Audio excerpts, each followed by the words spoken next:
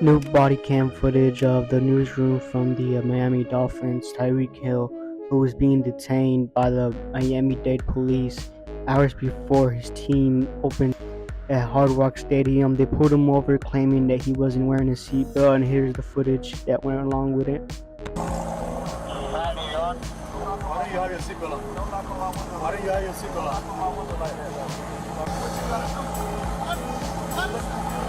Put down. Hey! Keep your window down. I'm not playing this game. Get out. Get out. Get out. Why are they really aggressive? Get out. Get out.